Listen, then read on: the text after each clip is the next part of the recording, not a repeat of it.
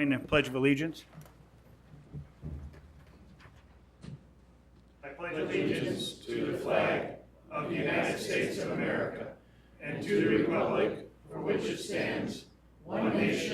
under God, indivisible, with liberty and justice for all.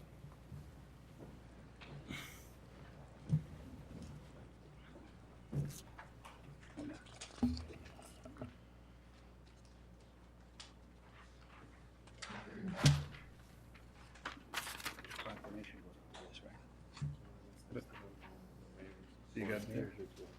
Okay. First is approval of minutes, City Council meeting, August 2nd, 2012. Do I have a motion? I'll second it. Any questions, corrections, comments? Roll call. Alderman Coles? Yes. Alderman Lazara? Alderman Shockey? Yes. Alderman E. Wesley? Yes. Alderman R. Wesley? Yes. Alderman Winger? Yes. Alderman Woods? Yes. That passes. Next, communications and petitions, citizens to be heard on matters not listed on the agenda. I have Diane Blagett? Blagich. If you'd step to the podium, Pete, please. 390 Preserve Lane. Here, Shirley. Thank you. Hi. I moved in 390 Preserve Lane beginning of June, and I'm wondering what's going on with the neighborhood as far as the streets and streetlights and parkway trees.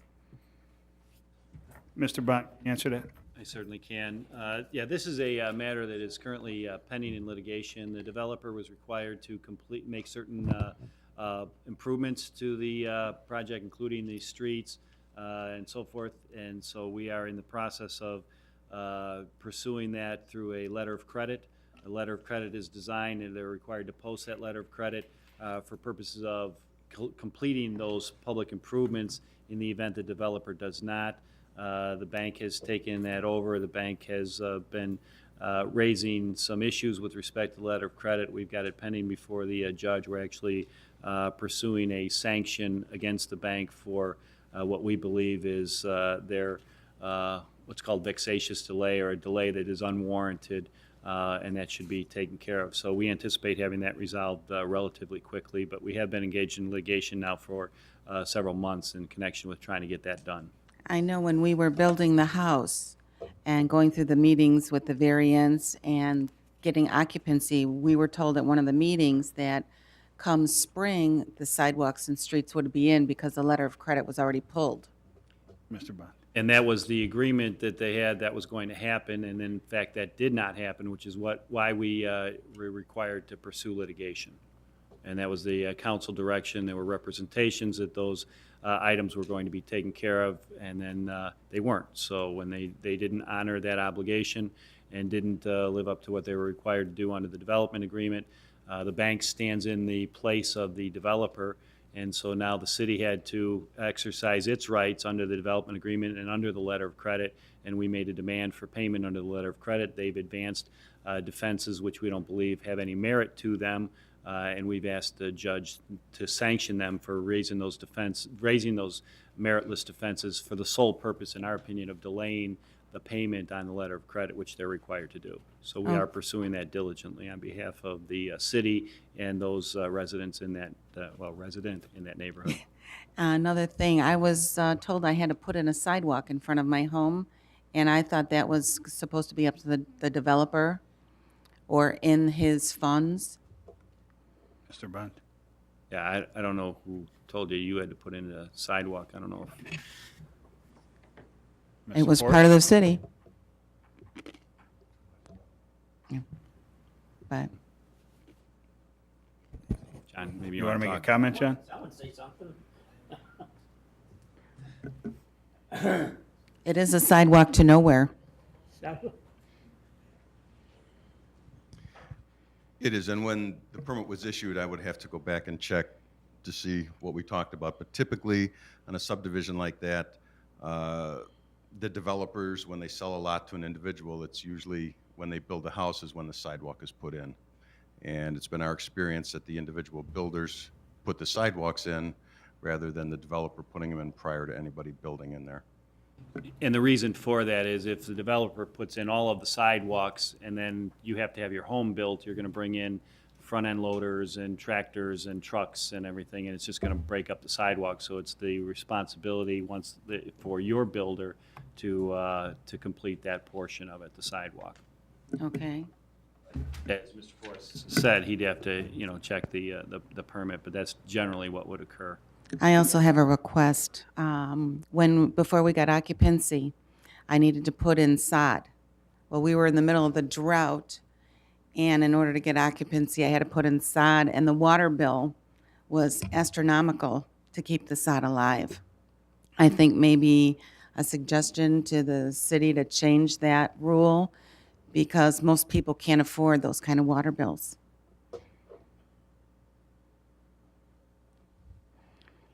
Anything else? Nope, that's it. Thank you. Yes. Please state your name. Thank you. And address. Good evening. My name is Ted Hanuziak. I live at 304 Oak Avenue.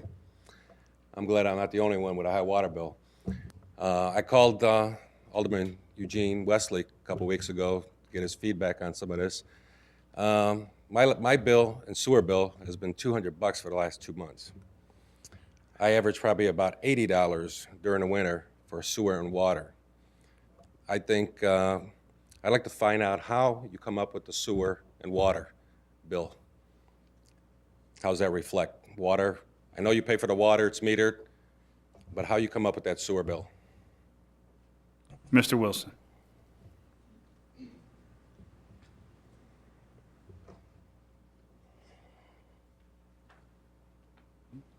Thank you, Mayor. Absent a separate irrigation meter, the sewer is billed gallon for gallon for the water.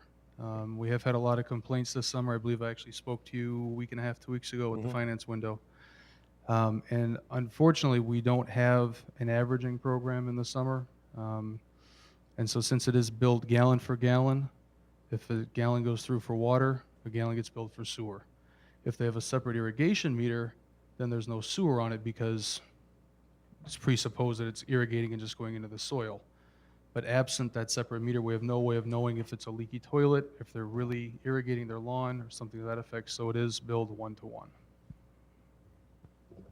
You know, if you're averaging $40 for your sewer, for your water bill during the winter, and all of a sudden come summertime, it's $100. We know that water's not going in the sewer. We're watering our lawns, we're filling up our pools for the kids, using the sprinklers. There's got to be a better way of doing that other than putting in a second meter. That's $250, I think you mentioned, for a water meter, building permit, a plumber, licensed plumber to come out and do the construction work to put in a new water meter. I think that's just asking a lot of every citizen. I think we can come up with some kind of a pricing there that we're not billed for a gallon of water, gallon sewer for come spring and summer.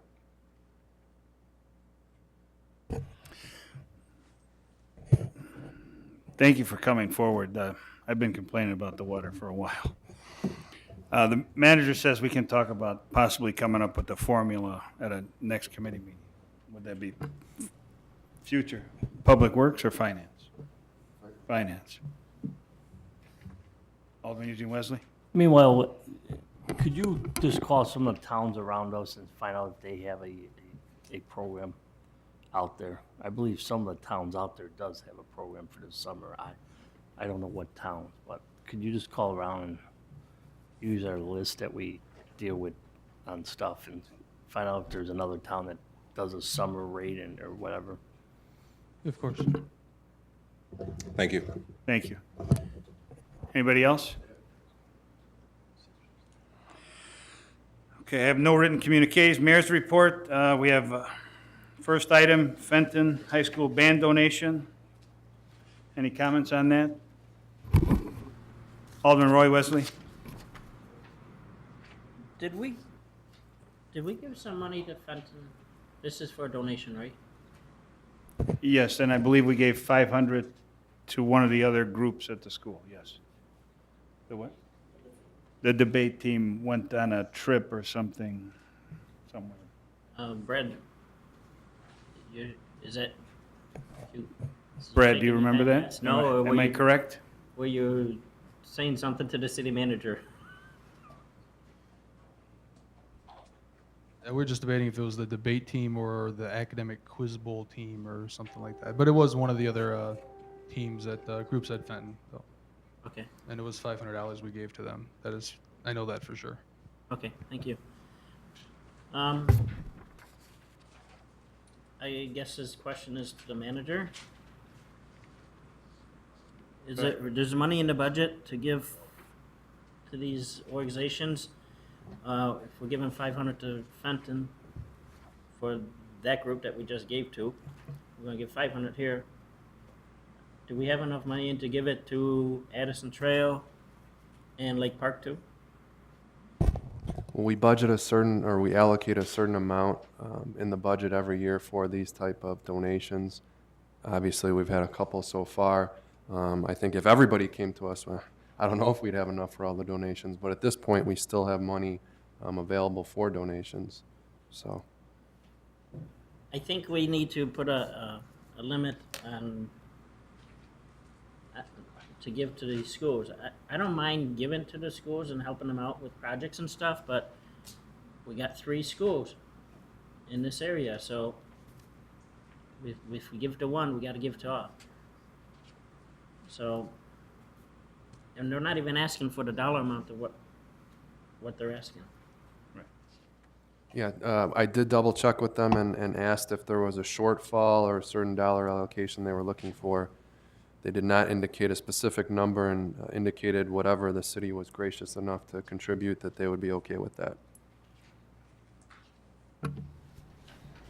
Alderman Coles, you had your hand up. Did you want to say something? Yes, I thought you were gonna call Carlos. No, that's next. That's next, okay. Anything further? Okay. So, Well, if nobody's making a motion, then there's nothing going on. Alderman Eugene West. I'll make a motion to give Fenton Booster Club $300. That will be my motion. Second. How much? 300. $300, Alderman Wesley said. 300? 300. Alderman Roy Wesley? again, I just mentioned here, are we gonna give to Addison Trail and Lake Park? I mean, If they, that would be a total of $800. Well, 900. Do we have, hang on, do we have, is the city ready to write the check for $800 for Addison Trail and Lake Park tonight for their band or for their drama club or for whatever they want to do with it? well, if they're watching this video, they'd be smart to request the money. I'll be contacting them tomorrow, if that's the case, because they're entitled to it just as much as other schools are. And just a comment on that, I think that would put us over the limit for what we gave out already. $1,600 more would probably put us over. Well, we would have to do it. If we do for one, we gotta do for all. And I'm expecting that whoever votes yes on this council tonight for this, they're gonna be voting yes for Addison Trail and Lake Park too. Thank you. Anybody else? Roll call. Alderman Winger? Yes. Alderman R. Wesley? Yes? Alderman Coles? Yes. Alderman Woods? Yes. Alderman Shockey? Oh. Alderman E. Wesley? yes. Alderman Lazara? That passes. Next, item C, an ordinance amending Chapter 5, Article 3, Section 5.305 of the Municipal Code of the City of Wooddale to increase the maximum number of authorized Class A-R liquor licenses to 2. Do I have a motion? Yeah, B. I'll go back. I make a motion. Do I have a second? Question. Hold on, I have a gentleman who wants to speak on his behalf for this. Carlos, correct? If you go to microphone, state your name.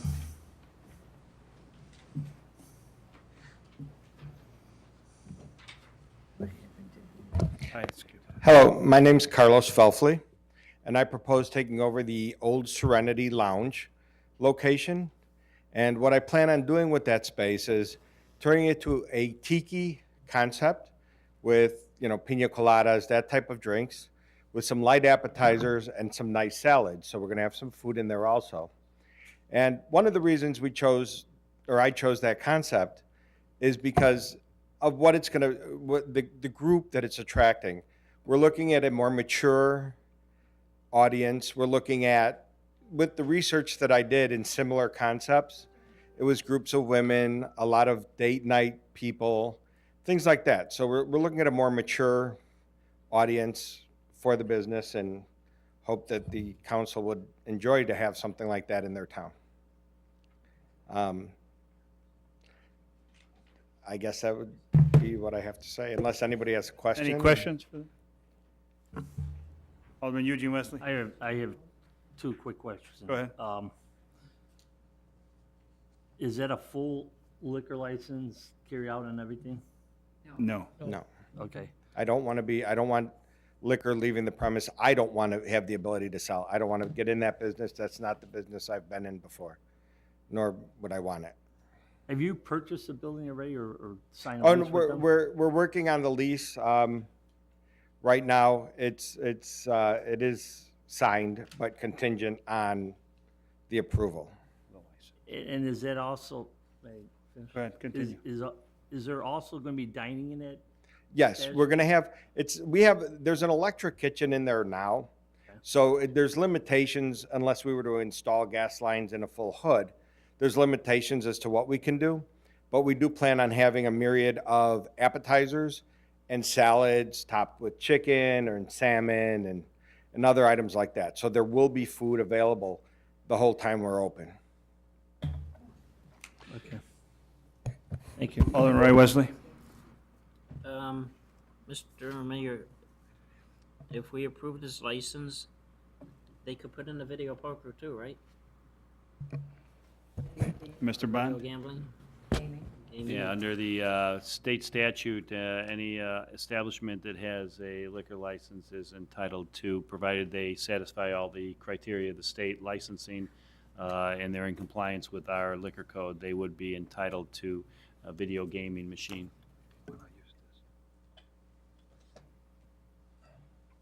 Is, Any other follow-up? could I- Yes, follow-up, go is ahead. your intent to put in video gambling? Well, from what I understand in video gaming and the profitability for the establishment and the revenue that it can generate for the city itself, I think it would be a good idea, if both for my part, is my profitability as well as the revenue generated for the city on their behalf.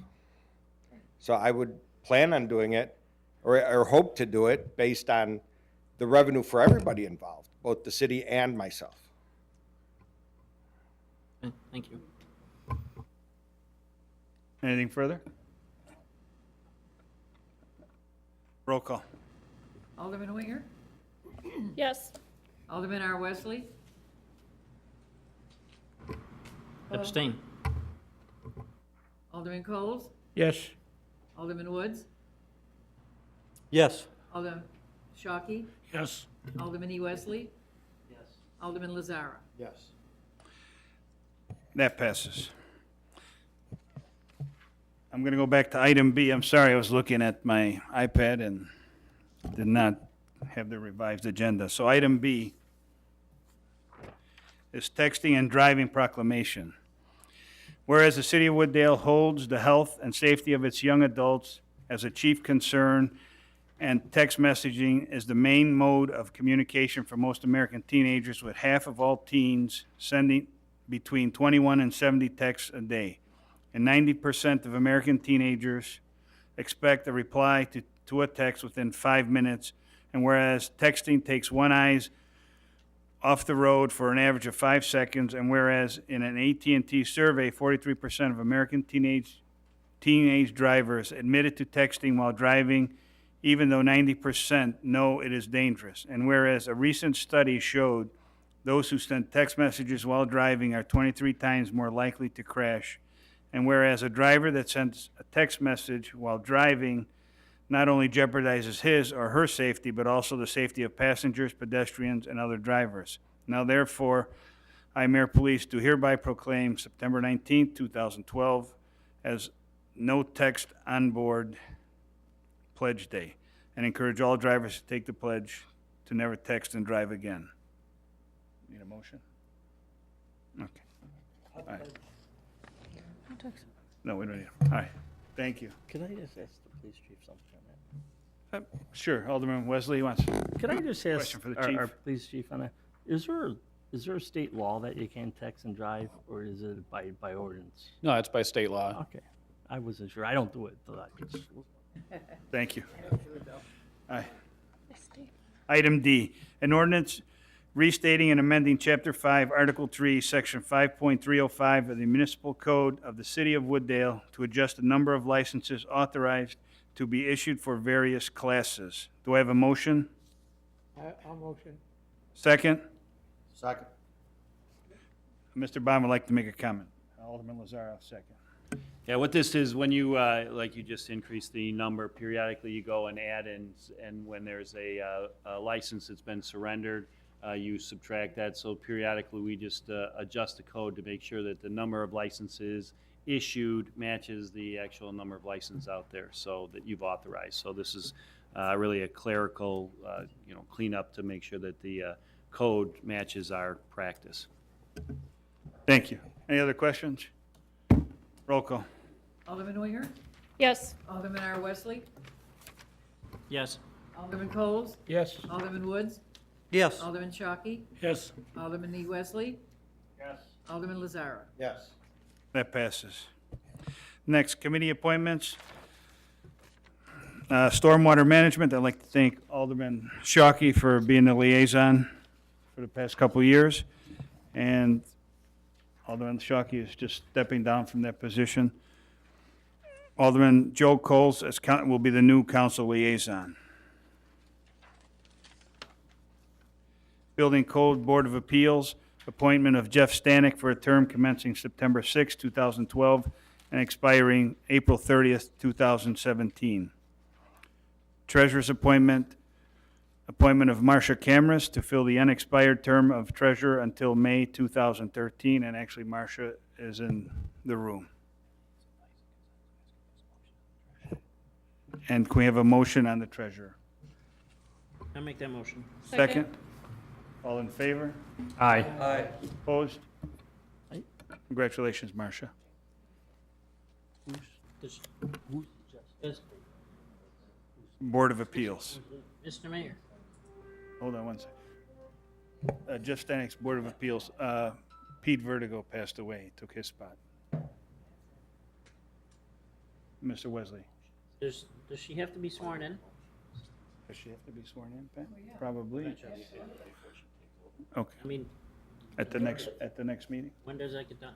Anyone authorized to? The treasurer would need to be sworn in about anyone authorized to issue oaths. That is, any notary public, any judge can do that. How about you? I can do that as well, Can we do it now? certainly, if you'd like to. There we go. Come on. Well, because it goes up. I'd ask you to take a place at the podium. Sorry. Yeah.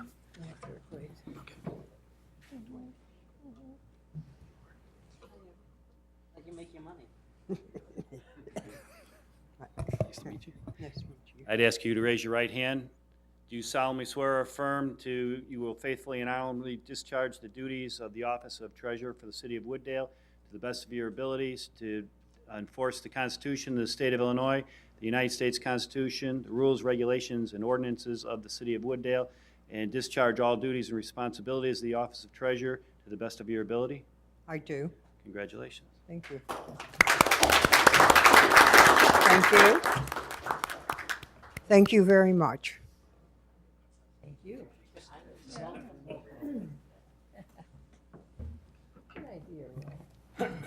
Okay.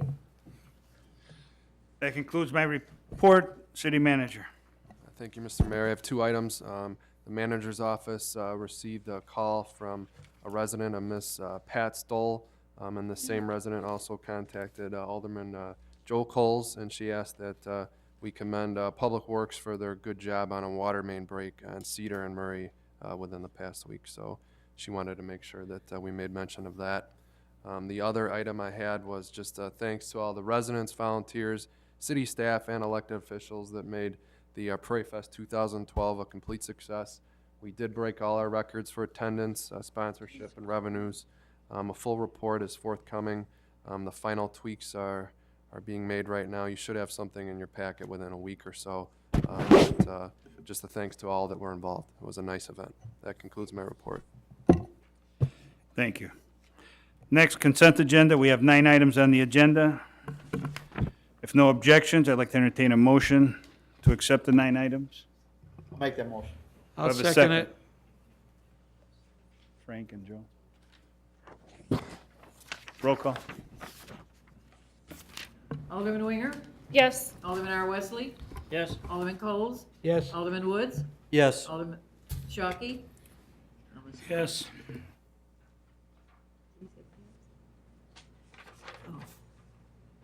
Alderman E. Wesley? Yes. Alderman Lazara? Yes. That passes. Now I'd like to entertain a motion to approve the items on the agenda. Item A, an ordinance repealing Chapter 12 of the Municipal Code of the City of Wooddale and replacing it with its entirety with a new Chapter 12 in which the city adopts certain model building, residential, electrical, and plumbing codes related to buildings and construction in the city. Item B, an ordinance authorizing the sale of personal property owned by the City of Wooddale as determined by the Chief of Police of the City of Wooddale. Item C, an ordinance authorizing the sale of personal property owned by the City of Wooddale. Item D, approval of pay request number 3, partial Maxim Construction Corp. For the North Wastewater Treatment Plant upgrades, Phase 1A, in the not-to-exceed amount of $371,639.05. Item E, approval of pay request number 3, partial MQ Construction Company for the 2012-2013 water main replacement project in the not-to-exceed amount of $442,691.90. Item F, approval of pay request number 1, partial Plody Construction 2012-13 road resurfacing project in the not-to-exceed amount of $179,096.67. Item G, approval of pay request number 6, final AM coat painting for the water storage reservoirs 3 and 4, repainting in the not-to-exceed amount of $43,483.51. Item H, approval of vehicle replacement 507 185 CFM air compressor purchase in the not-to-exceed amount of $17,765. Item I, authorization for Woodside Homeowner Association retention pond testing in the not-to-exceed amount of $2,500. Do I have a motion? So move. Second? Second. Roll call. Alderman Winger? Yes. Alderman R. Wesley? Yes. Alderman Coles? Yes. Alderman Woods? Yes. Alderman Shockey? Yes. Alderman E. Wesley? Yes. Alderman Lazara? Yes. That passes. Next, committee chairman reports. Alderman Winger, Planning and Zoning. I have no report, Mr. Mayor. Thank you. Public Health and Safety, Alderman Coles. No report. Thank you. Public Works, Alderman Eugene Wesley. Report, Mayor. No, I do have a report. Thank you.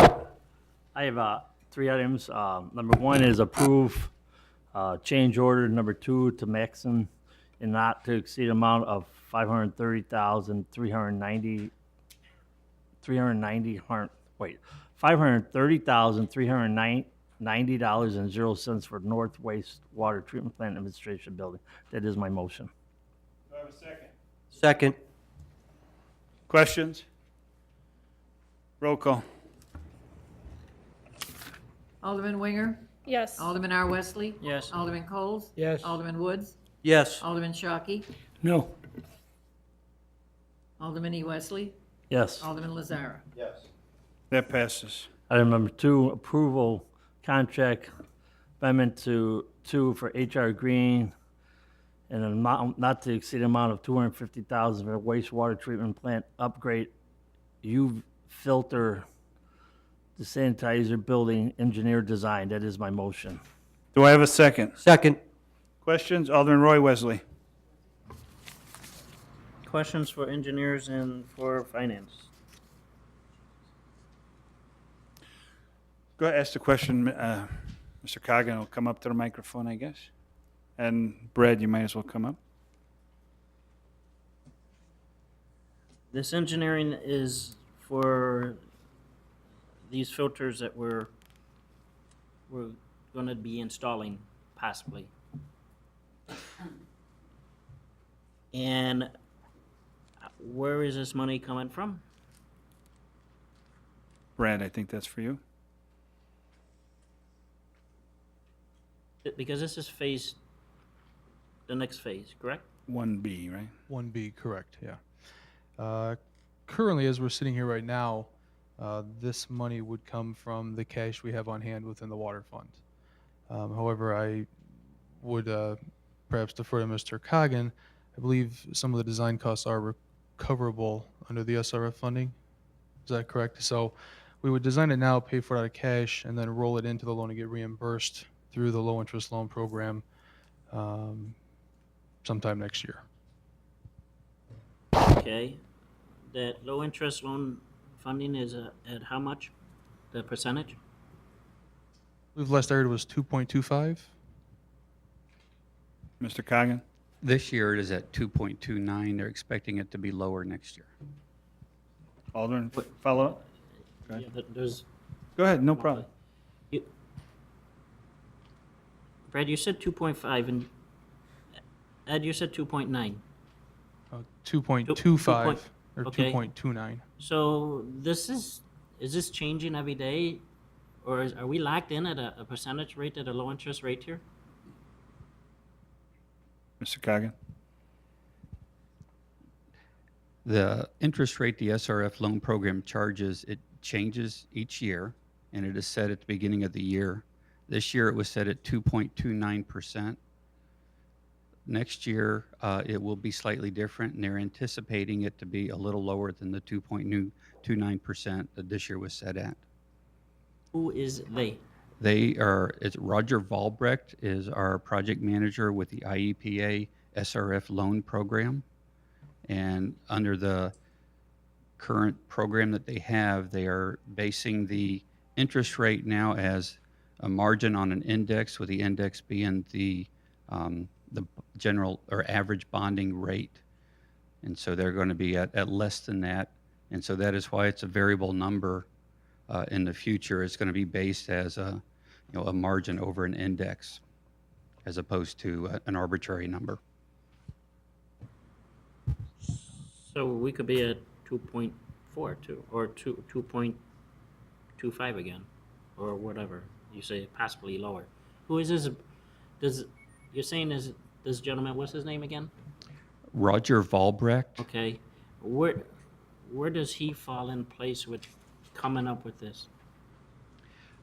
He does not come up with that number. That number is actually set by I believe it's the Pollution Control Board who coordinates that for the IEPA, and they set the rules as far as what the loan program can work within. That is why it has varied over the years. Last year, I believe it was 1.25. There was a time when it was at 0. There's also times it's been at 3. So it varies. Okay, and this money's coming from the state or the feds? The SRF program is funded by federal dollars along with funds that they generate from the interest they charge on loans they've made in previous years. So the program originates with federal dollars. Every year, federal dollars come into the pool of money that they have to loan out. But they also do have money coming in from the interest repayment on previous loans. Is this a guarantee? Do we have a guarantee that this money will be there? I mean, the federal governments, they do their budgets every year. I mean, there's $16 trillion in debt too, so. There are no guarantees on any program that the state has, and they have made that statement. But they have said that we are in the queue for funding for the 2013-2014 fiscal year. And we've been, with our pre-applications for about the last 6 or 7 years, gotten to the point that we are now eligible for funding from them. Mr. Volbrecht also indicated that next year, the state is going to take advantage of the attractive bonding rates out there and leverage some of their resources to increase the amount of money that they will have available over what would just be coming from federal dollars. They have indicated that more than likely the maximum loan amount for any specific project, any single project for that year, will increase from this year's maximum amount of $15 million up to a $25 million maximum amount. And this is the first time they've actually leveraged the program to take advantage of the attractive financing that's out there. You just mentioned about the state. Does this federal money go through the state then? The state implements the distribution of the federal monies. Anything further? Yes. This engineering is for the future for the city of Wooddale. Let's go back to the clarifiers. You mentioned to me that the clarifiers are not going to possibly not pick up everything, and these filters will pick up the rest of it. Mr. Cogan, go ahead. Yes, in 2011, NPDES permit for the plant was reissued, and with it came a mercury limit, and it was the first time that had been applied to the effluent from the plant.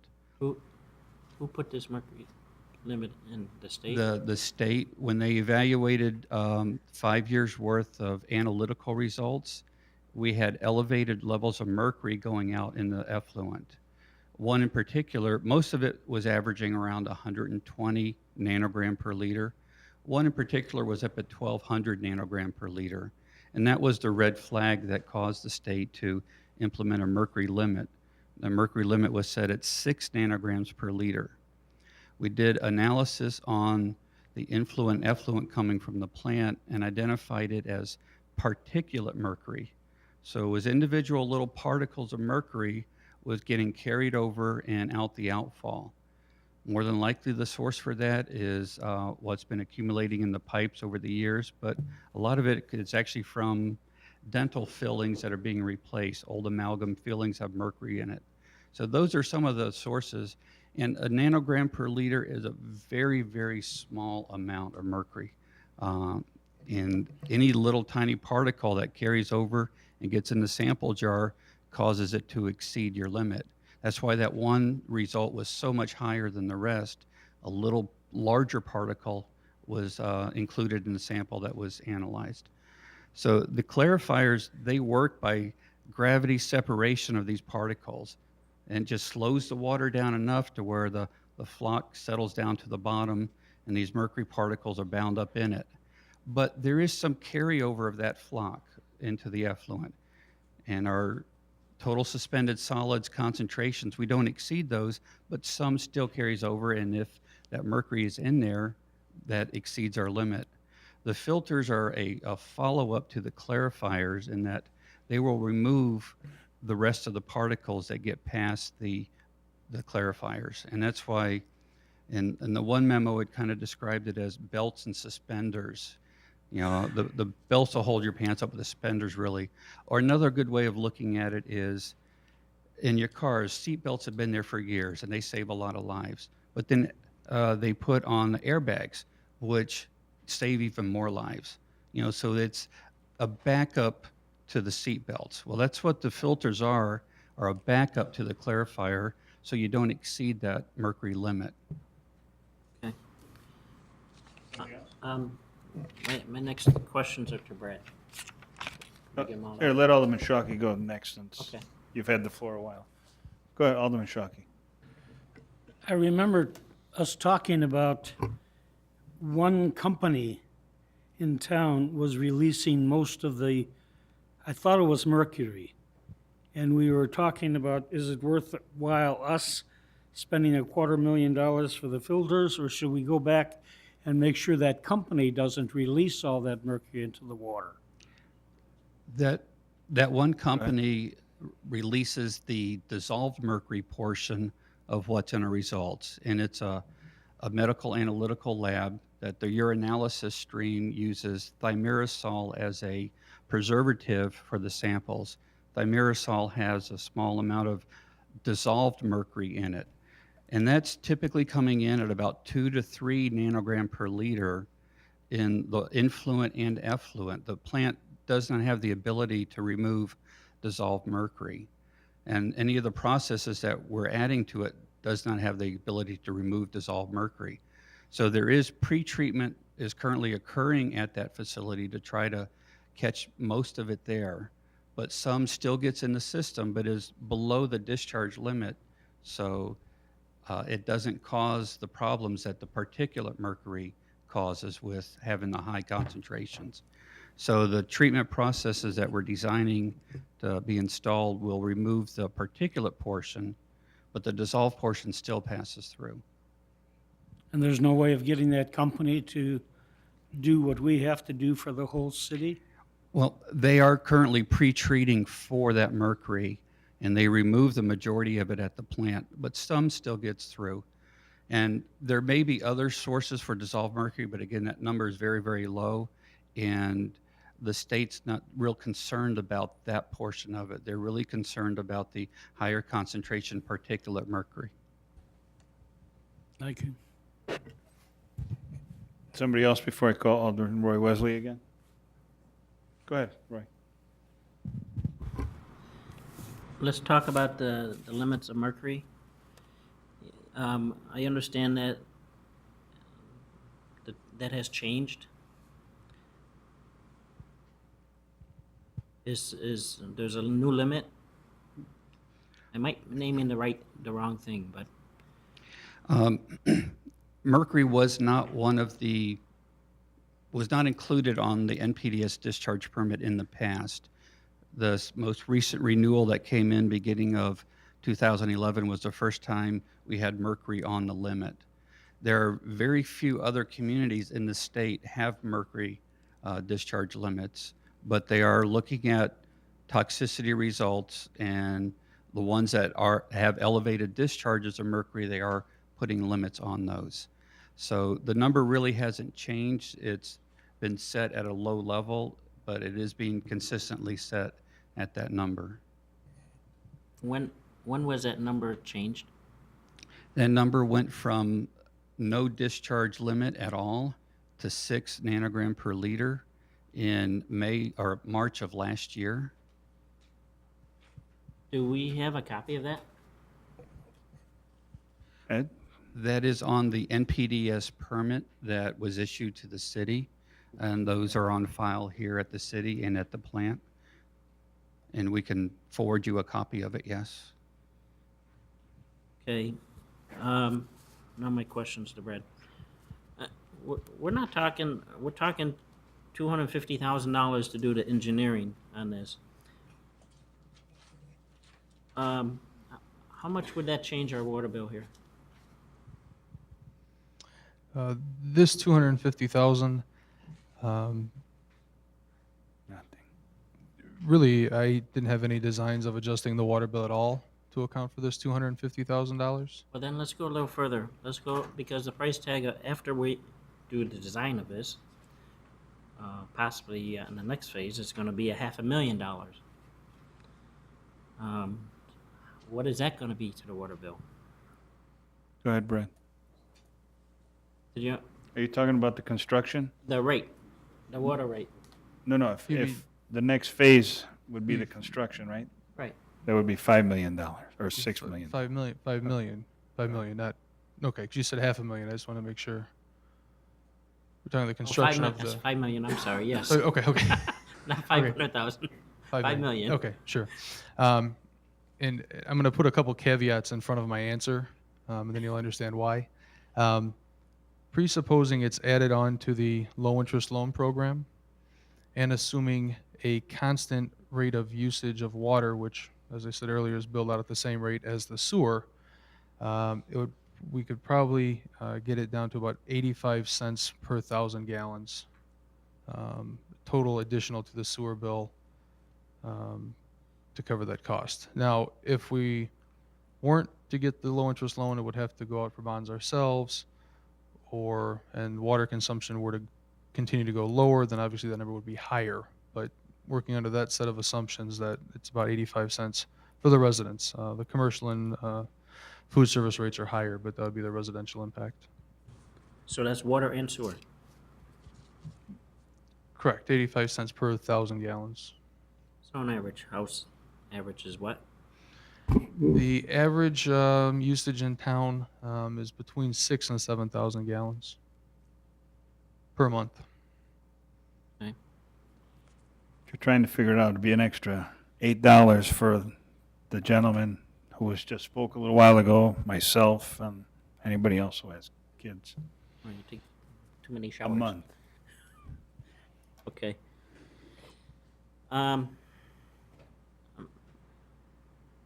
Brad, what is we floated this bond. What was that rate at the bond? The bond we did in February was at 2.58%.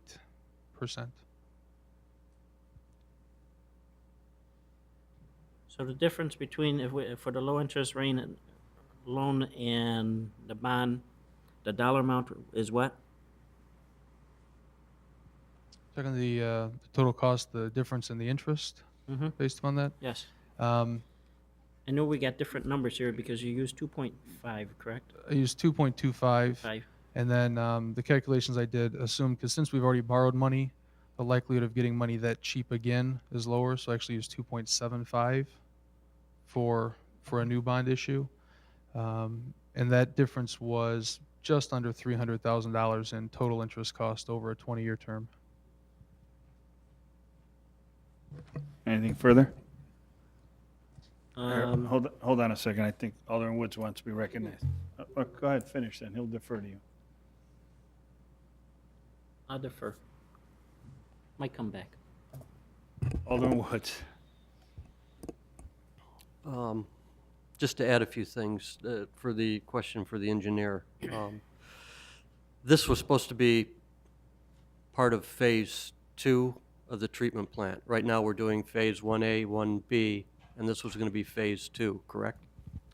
That is correct. It was always planned as part of the next phase, and it was also the next item on the priority list for things to do at the plant, mainly because the state may require us to do it even faster.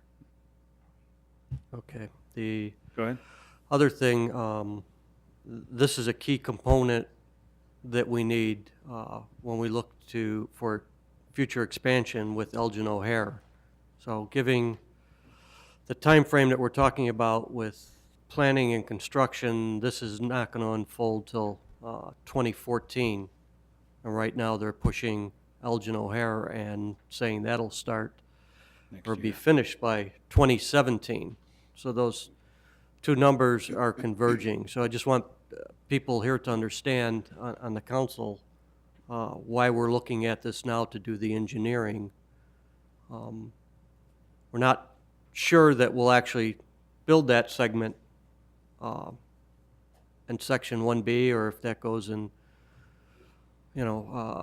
Phase 2 instead, but at least we'll have enough engineering done to ascertain within reason what those costs are. We can then apportion out those costs to property owners that will be coming in to the Elgin O'Hare area via recapture agreements and everything. So as we get pushed out to 2014 to do this project, and Elgin O'Hare gets pushed up, it's very conceivable that these people will be coming and going, hey, I want to put up a building or a hotel. Do you have water?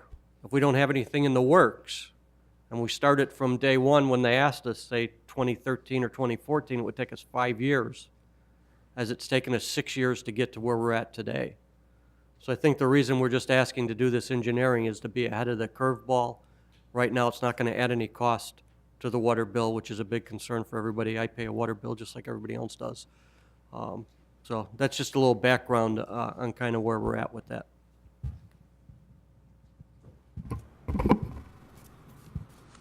Alderman Wesley, go ahead. We talked about the Elgin O'Hare Expressway about being done at 2017 or 15 or whatever you want to say is going to be done. We have plans what we're going to do there, but we don't have any property there. The property has to be bought by someone else's property. The buildings have to be relocated. We don't know what's going to be there. That's the first thing. Second thing is, Ed just mentioned here that this money from the federal government has to go through the state. Our state reps don't even know about this yet for the city of Wooddale, or our state senator. So on that, because I've talked to them about it, and I talked to Mr. Murmis about it today, and he says our lobbyists will be talking to them. And on that note, well, Jeff, Mr. Murmis, Yeah, go ahead. you're confused. I said that they talked to him about just free money, grant money, not the SRF program. So in that case, they don't know anything about this whatsoever. So the money still has to go through the state. And I would want our state reps involved with this and our state senator on going on this. And in that case, until I hear from them, I'm going to make a motion to table on this. Second motion.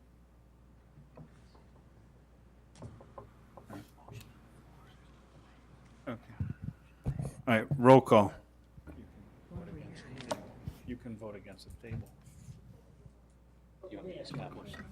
Alderman Winger? This is motion to table. Yeah, as a point of order, a motion to table is not debatable. If you take a vote on the motion to table, if the motion to table is successful, the matter gets tabled. If the motion to table fails, then the main motion is back on the floor. Go ahead. Alderman Winger? No. Pardon me? No. Alderman R. Wesley? Yes. Alderman Coles? No. Alderman Woods? No. Alderman Shockey? Yes. Alderman E. Wesley? No. Alderman Lazara? That fails. Alderman Woods, go ahead. Yeah, I just want to comment on the last couple statements about the financing, and maybe the engineers or Brad can help me. I'm under the understanding that the SRF program is kind of a separate monetary stream or funding source. It's not handled as other typical state appropriation funds are. So via the state reps or the state senator and our reps wouldn't be as involved because it's already a pre-set program that's self-funding. A lot of the funding comes from all the people that received the funding before. And the part that you didn't put in is the interest gets paid back into the fund, so does the principal, and that keeps funding that system. So this isn't one that actually goes through a regular state appropriations where the representatives kind of walk it through. Correct me if I'm wrong in that. That is a correct statement. It's separate from the general funds, and the IEPA SRF program implements the handling of it. They are the bank that controls it. What? Okay, on a quick note there, the state senators and the reps, one of the senators, one of the reps was out to the treatment plant. We took them for a tour. We told them we're going to need some money. That's as much as they've got already. Oh, the manager already sent correspondence out to some. Not all the reps received it through discussion. Go ahead. You want to take? Go ahead. Yeah, I talked to our lobbyist, Scott Marquardt, who's handling this for us. I gave him the correspondence. He's going to work with the legislators that he feels give us the best chance of acquiring the free dollars. We're not talking about the SRF funding, which is totally different. Okay. It's, The two funds are, the grant money from the state reps and the senators is different from the SRF funds. The two separate items. I understand that, but the engineer said it goes to the state, so that's why I took it that way. No problem. Alderman Eugene, you made the motion, right, Gene? Yeah. Who seconded that motion? I did. All right, Not to table. Right, that The- failed. It was the you motion. and I have. Go ahead, I Alderman have Wesley. One Dan Sharkey. question to the engineer. If we don't move forward on this, the design, what's our funding look like for this? Then if we design this down the line, if they come down and saying that we might have to design it down the line, if we choose not to fund this at this time for a design phase, where will our funding come for if they come out and say, now we have to put this UV building in? My question is, council, is where will that money come from? And I know exactly where it's going to come from. It's going to even increase the water rate even higher. I would assume that that will be the direction, because now we're borrowing money somewhere else that the state funding will not be, not the state funding, let's put the SRA grant. And where does this put us is, if this is denied tonight, which it's only design, we aren't building it, it's still got to come to the council for approval to build this, so you can always shoot it down.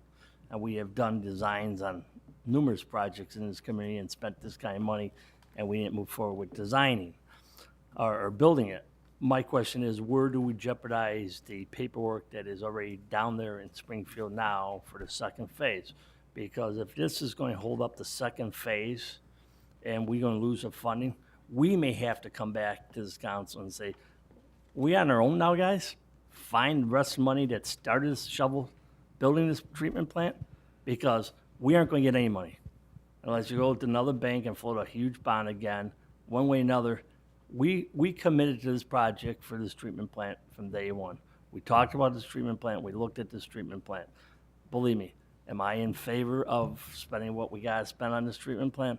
No, but you know what? It's been kicked down the road too many years, and it needs to be done. It's falling apart. It needs to be done.